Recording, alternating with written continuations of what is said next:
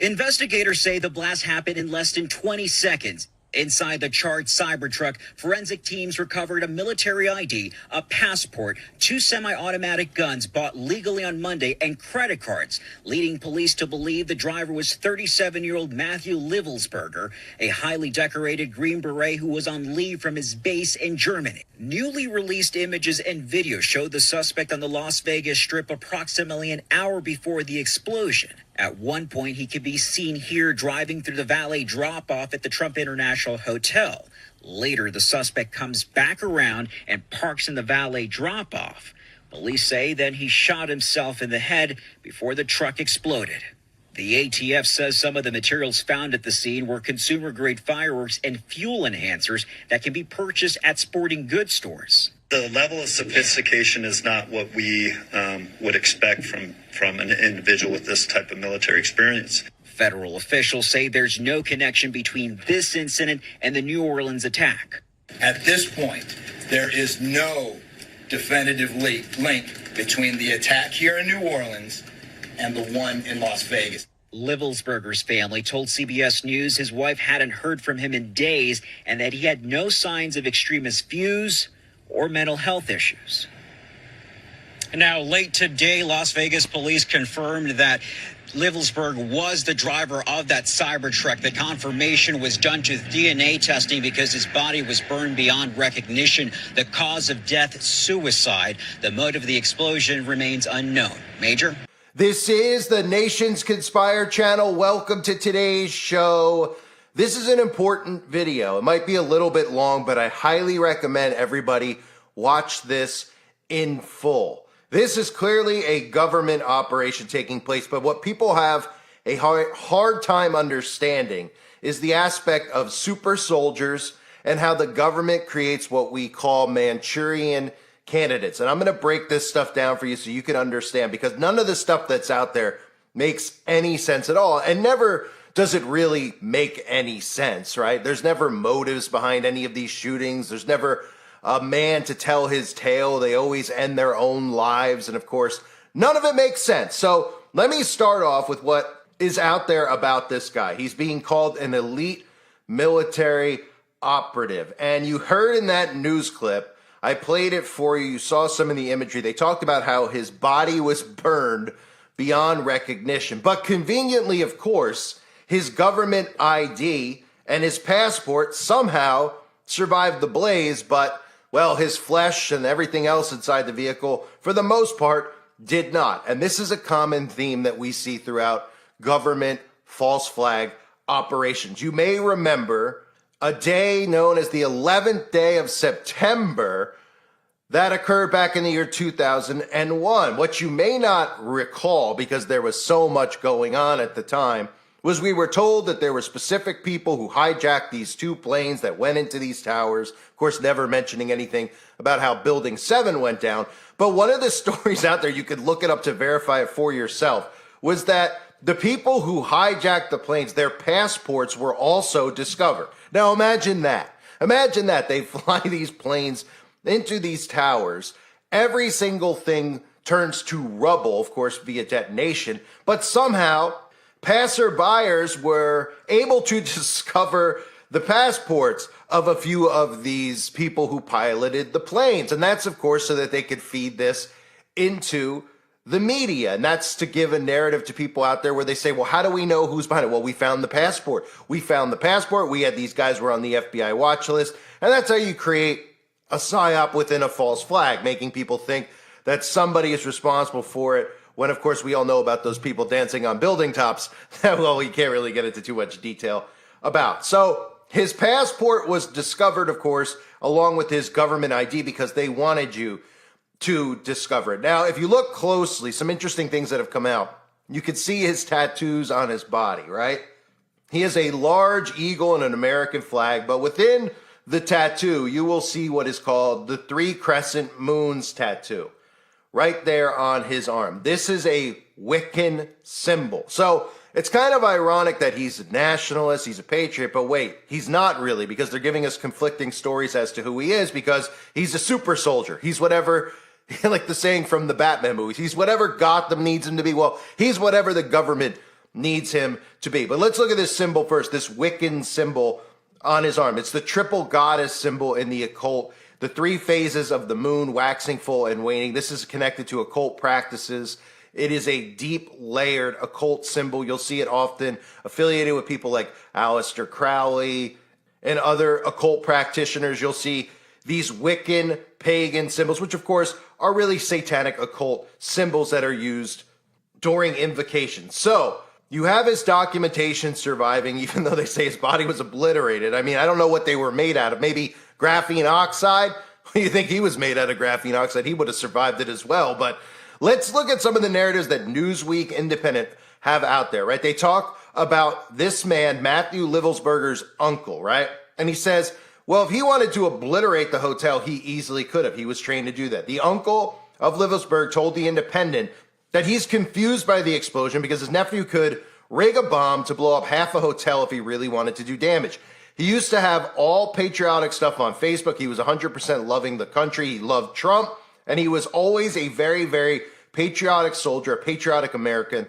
It's one of the reasons he was in Special Forces for so many years. It wasn't just one tour of duty. Matt was a very skilled warrior. He would be able to make, if it was him, and if he did this, he would have been able to make a more sophisticated explosive than using propane tanks and camping fuel. Some of it doesn't make sense. When he had the skills and ability to make something more, let's say, efficient, his skills were enormous from what he had been taught in the military. He could have fashioned a bomb that would have obliterated half the hotel if he seriously wanted to hurt others. That's from the Independent and his uncle, okay? Then you have these other conflicting stories which tell you that he's really a super soldier. So if you hear conflicting stories like this and it doesn't make sense, and you have his uncle saying that he's a patriot, he's a Trump supporter, then you get pictures of him wearing the Ukraine shirt, right, which would line up if you follow the stereotypes that the government has created, because again, this is behavioral control that we're seeing, would line up with him being a Democrat. The other things that he's posted online would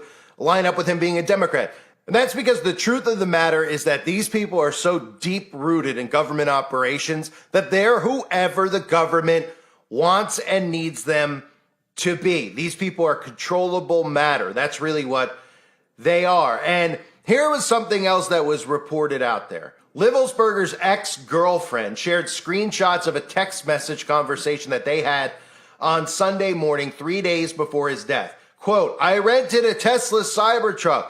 It's the it's the Shark. Read a text message. I feel like Batman or Halo, he added 7 minutes later, referring to the science fiction video game franchise. Which, of course, when you read a text like that and you hear how sophisticated of a Green Beret this guy is and how deep rooted he is in the military and special operations, you would think that this was written by a child. I feel like Batman or Halo.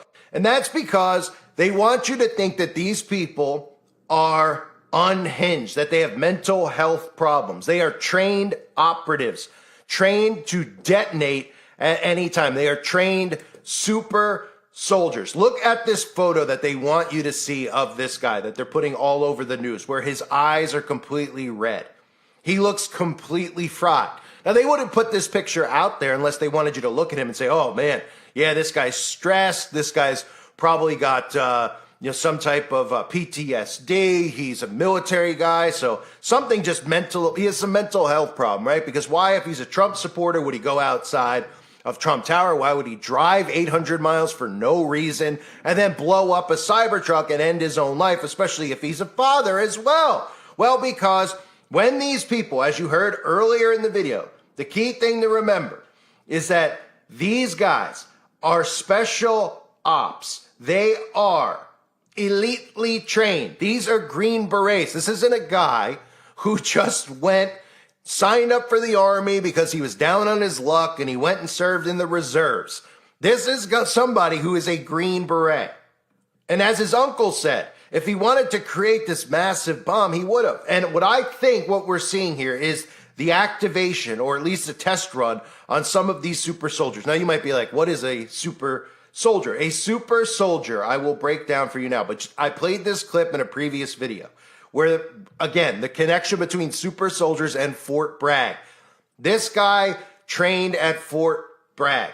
The movie The Men Who Stare at Goats, which is based on a nonfiction book, even though the movie makes it out to be a comedy, talks about how these soldiers were trained at Fort Bragg to be super soldiers. Was trained at Fort Bragg under a secret initiative codenamed Project Jedi. The objective of the project was to create super soldiers. Was trained at Fort Bragg. The objective of the project was to create super soldiers.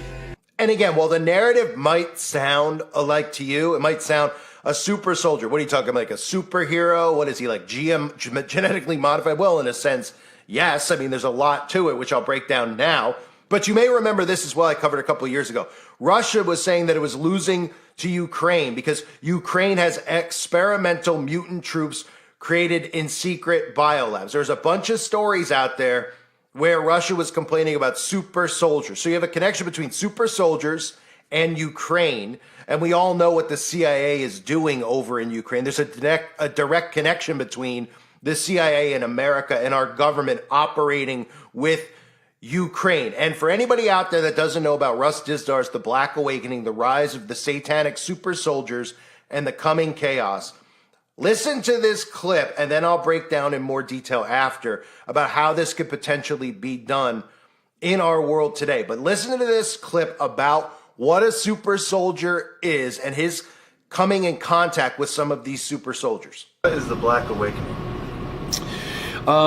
It's related to the Red Horse prophecy in Revelation. It's related to 2 Thessalonians 2 when it says about the day of the Lord, the parousia. That day will not occur until the apocalypse of the Antichrist and the apostasia, the word rebellion or revolt.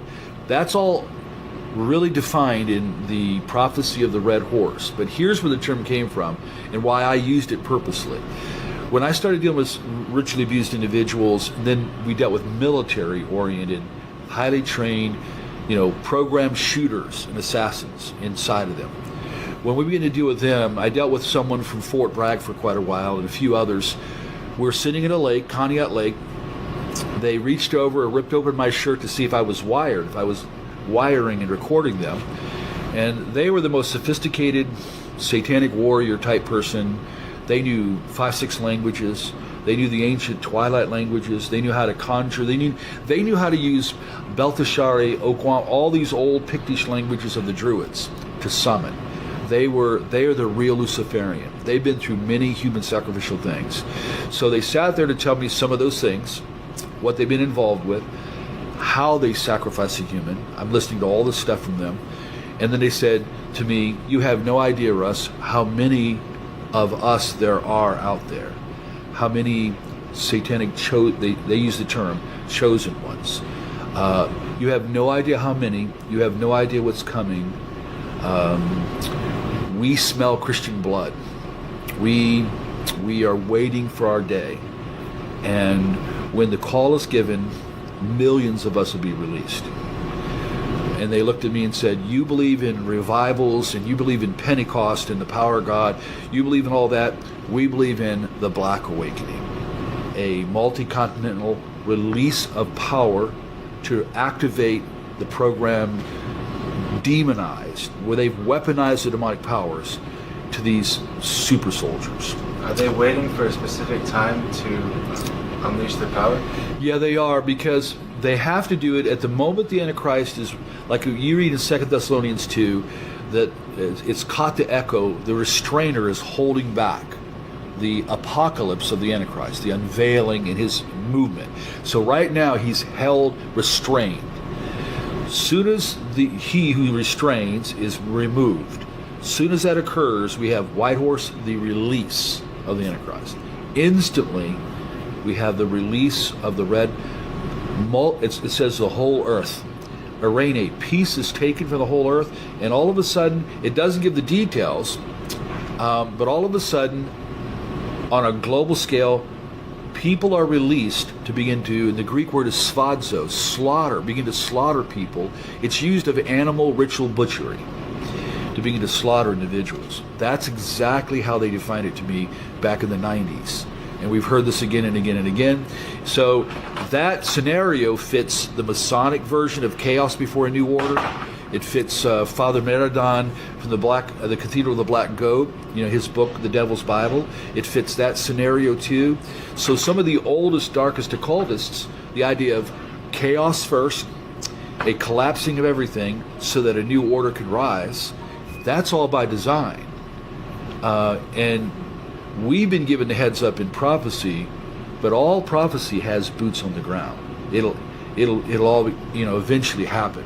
So I do believe that millions and millions of these trained, programmed, altered, demonized super soldiers, whether we want to say it or not, they believe they're being raised to help bring the Antichrist in. When I was in England just a few months ago, their top guy that deals with SRA, Wilfred Wong, 25 years. So first time I meet him, I pull him aside and I said, "Listen, you've been doing this 25 years, yeah?" I said, "You know all about programming and demons, all that?" "Yes." I said, I looked right at him and I said, "Wilfred, why are they here in England?" Instantly, he said, "They are here to collapse our government. They are here to help bring in and usher in the Antichrist and a new order." He didn't know. He already knew. That's true in Germany when we were in Germany, when we went to Wedelsberg Castle. That's true in Poland when we went there. That's true in Switzerland. It's true in Canada. So when we talk about our research in 38 years worldwide, there may be well over 100 million generations of them, and if even half, or even if 10% were intact, like say the United States, remember the shooter in Vegas? Look what he did. Look what that guy did. Okay, notice what would happen if 10,000 of them, or like Colorado Holmes, or like Jared in Arizona. What if 10,000 of them were released in 1 week? That's their plot and plan, and biblical prophecies ahead of that to say here is what is going to happen, and from that a global monetary collapse, and from that's all that chaos is coming. So Revelation 13, a whole new order with the Antichrist can come.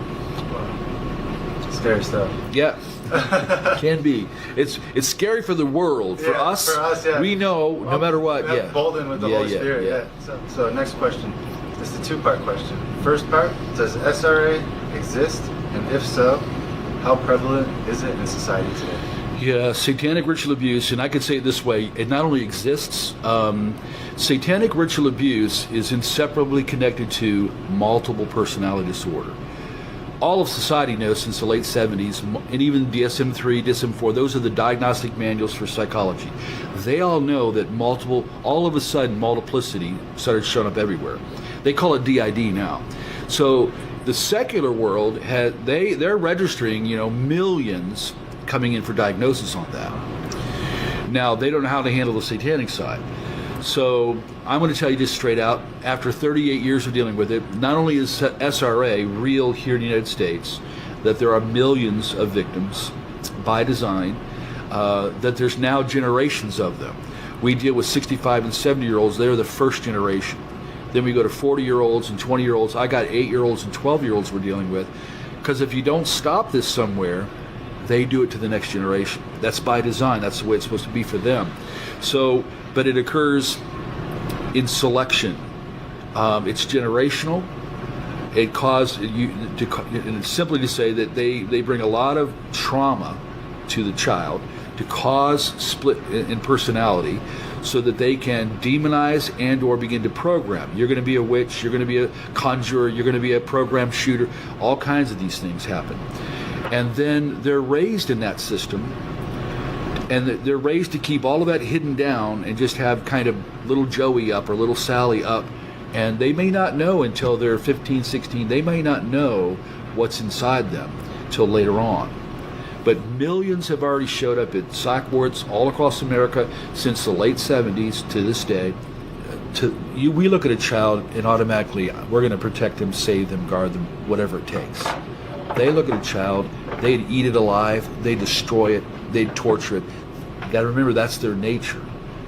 And so if they could show more of their nature to a defenseless child, they love that. That's why some rituals are called demon revels or satanic revels. The younger the child, here's exactly what dark undergrounders have said to me, the younger, the better. And we never kill them right away. We prolong the torture. Why? Because we have to raise the energies, the terror, the fear, and then little by little letting some blood out, because blood is and all that torment, it's like, think in terms of rats and garbage.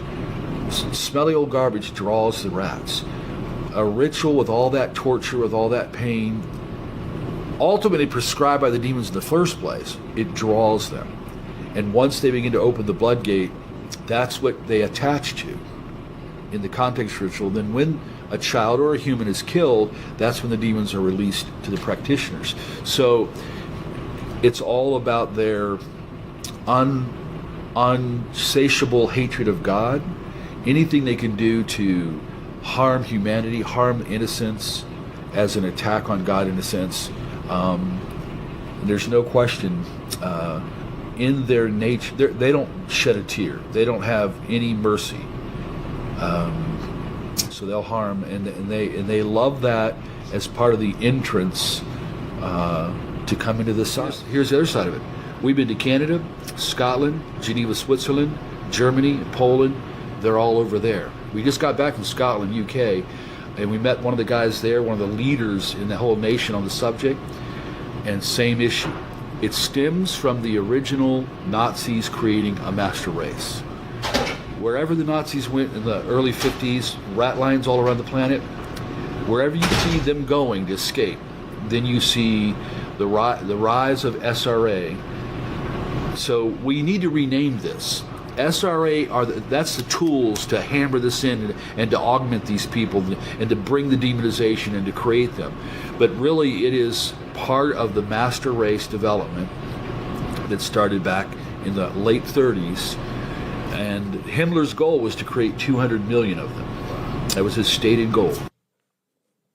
So that's the late Russ Dizdar, who, of course, mysteriously passed away during the outbreak. They told us he passed from the outbreak, him and his wife, tragically, whose work is very, very important in this awakening movement that is going on, the real awakening that we're involved in, not the fake awakening that's formulated from the government that makes conservatives who go and vote think that they're actually awake. So how does a super soldier get activated, right? You hear about the super soldier. You just heard him talk about these people who are created through satanic ritual abuse, through trauma-based mind control. They create and mold these people, but on the surface, they could just be a regular Joe, a regular cookie cutter, George Glass type of a person, right? You look at that guy, you say, how could that guy go and do that? He's a father, he looks like a normal person, because these people are ticking time bombs. And one of the ways that they can not just create, but activate the super soldiers is through a thing that I covered recently, the voice of God technology, the voice to skull technology.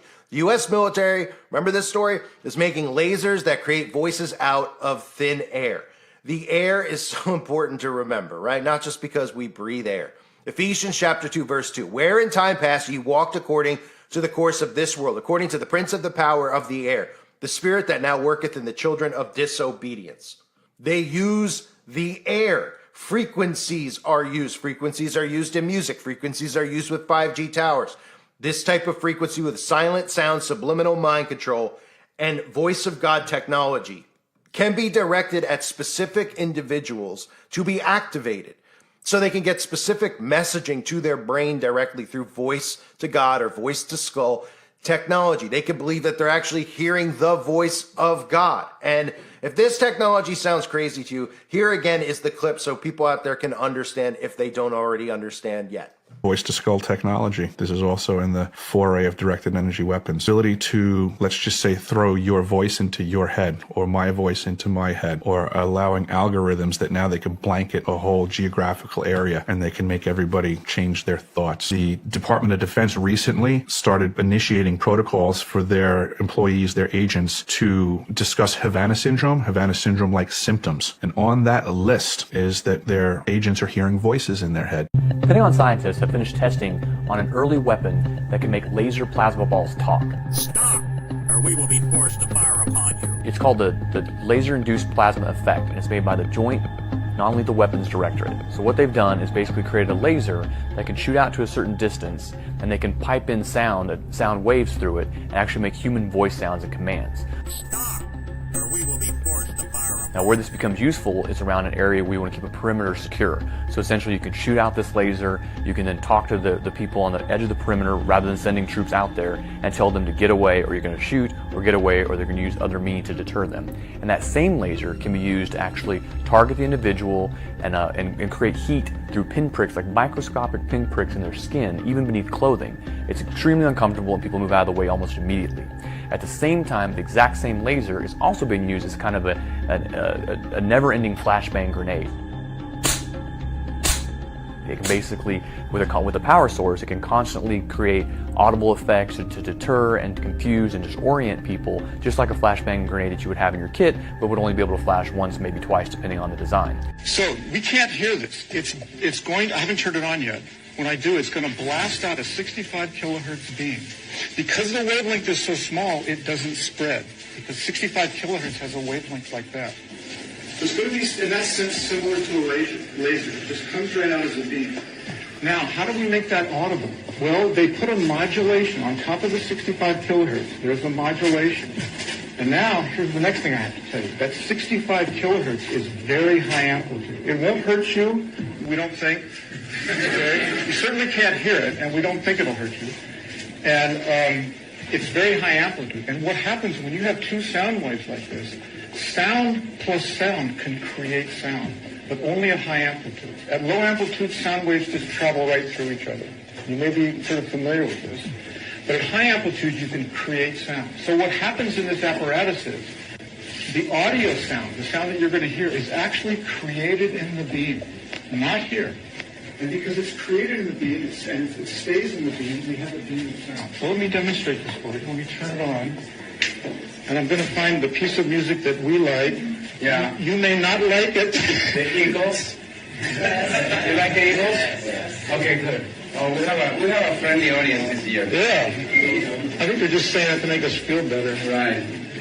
All right.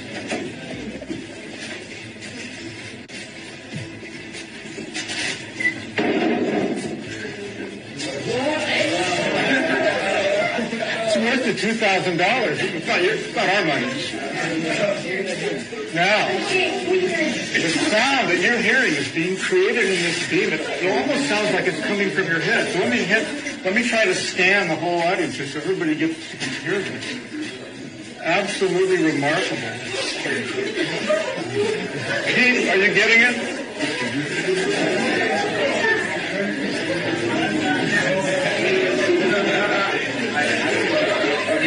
Let's try to one more thing. Let's try to bounce it off the wall. Raise your hand if you can very clearly hear it. I'm going to try to bounce it off the wall. Look at where the hands are raised. So you have somebody here who clearly has no motive. What is the motive of this man to go blow up a Cybertruck outside of Trump Tower if he's a Trump supporter? Why would he go and blow it up? And why would the uncle come out and say, well, if he really wanted to blow the whole thing up, he could have blew the whole thing up. He wouldn't have just detonated out there. And of course, he had a self-inflicted wound outside of the tower. Now, was he supposed to do more damage than that? Did he take his own life because he was hearing voices in his head and he wanted to fight against what they were asking him to do? Maybe so. We don't know. But what we know is there's too many holes in the story, because when we hear crime shows, when we actually hear about crimes that are committed, there's usually a motive behind it, whether it's revenge or it's sexual, or whatever it might be. What would the motive be here to do something like that? And how does conveniently, while his body is burned beyond recognition, his passport, his government ID survive? They're releasing pictures of him with bloodshot red eyes by design because they want you to think that this is a guy with mental health problems. Now, that doesn't mean that a super soldier doesn't have mental health problems. Of course they are. They're trained to actually carry out these events. They don't even do it on a conscious level. They are put through trauma-based mind control. But this guy's a Green Beret. This guy is a special forces military operative. And they release these things to you, like the picture of him with the red eyes to make him look crazy. And then text messages that get put out for the world to see, where he's talking about feeling like Batman or Halo, because they want you to see this and they want you to think to yourself, oh, this guy's just a giant child. He's out of his mind. He's clearly got something wrong with him. He's driving around at 40 years old pretending to be Batman in a giant Cybertruck when he's a father 800 miles away in Colorado. None of the stories add up. The only story that adds up is that we're going to begin seeing the activation of these super soldiers if we haven't already seen it. You have the guy in Texas, if you look at the background of him, who came from Texas, who went to New Orleans. If you look at the video I did previously on him doing the triangle of power symbolism, if you listen to some of the interviews that he's done, you can clearly see that he's somebody that clearly had this trained and ingrained in him underneath the surface. Because on the surface, he just seems like a regular Joe, just like this guy does, right? He's even got his little tattoo on his body of the 3 crescent moons, which is the triple goddess in the occult, tattooed on him. He's marked. Most of these people are marked. So the voice of God technology can be used to activate these super soldiers. But I think what we have here is the beginning of these super soldiers being activated. And potentially what could have occurred outside of that Trump building could have been something that was supposed to be more. And this guy could have fought off the training that he was put under and then ended his own life, because none of it makes sense. It doesn't make sense to go there with that in your car to do what you're supposed to do if you have the ability to take the whole building out, and then to off yourself while you're sitting in the parking lot. You're clearly struggling with something. And what was he struggling with? Well, he could have been struggling with the voice to God technology, the voice to skull technology that was being sent to him, and decided that he didn't want to take the lives of all these people, because the people around him, and again, you can't take this stuff for, its word, because they put this stuff out there deliberately. But the story that's out there is, well, he was a great guy. We didn't see signs of any of this type of stuff around him. His uncle's like, I don't get it, right? When the Independent and these other media outlets interview them. Well, that's because none of this is ever supposed to make sense. They're trained to detonate. That's what a super soldier is. And as you heard Russ Dizdar talk about, we're going to be in a future where these things do get activated. And we're going to see false flags on such a continual basis that it'll become the new normal. And it's almost like that, right? On New Year's Day, we have 2 in the same day, right? How often does that happen? We have 2 in the same day. We're going to start seeing 2, 3, 4 at a time, larger scale events. Super soldiers are going to be activated. I've believed this for a long time. I've talked about Russ Dizdar's work for a long time, and people need to start paying attention. There's no motives, but people can't get past the, oh, is he MAGA or is he a Democrat? That's the level of thinking in today's society, right? That's all that people care about. Go on Twitter, go on social media with this story. Go on with the other story, the New Orleans guy, right? What's everyone talking about? Oh, he's an illegal immigrant. It's ISIS, the borders, right? That's as far as they can think with the New Orleans situation. With this guy, oh, he's MAGA. See, he's a MAGA supporter. These MAGA people are nuts. They're insane. They want to blame it on Democrats. See? Oh, he's wearing a Ukraine shirt, though. Oh, and that's all they think about is the left and the right, because they're suckers. They're more trapped in this than anybody else. If you're a Republican or a Democrat voter and you think your vote counts, get a clue. And if you think you're awake, stop kidding yourself and stop pretending like you know what's going on, because you don't. You're in the government psyop. The left-right is the psyop. And that's why you see a product of the government psychological ops taking place. When these events occur, what's the first thing all of these people do? They try to find out if the person's a Republican or a Democrat. Are they trans? Are they MAGA? That's how they've been trained to think, and then point a finger at the other side. They're never going to get out of it unless they come out of the left-right paradigm. They're never going to wake up to what's really going on. So this looks like a potential super soldier black awakening beginning in front of us. I thank everybody for being here. I hope you're all doing well. God bless you and your families as always.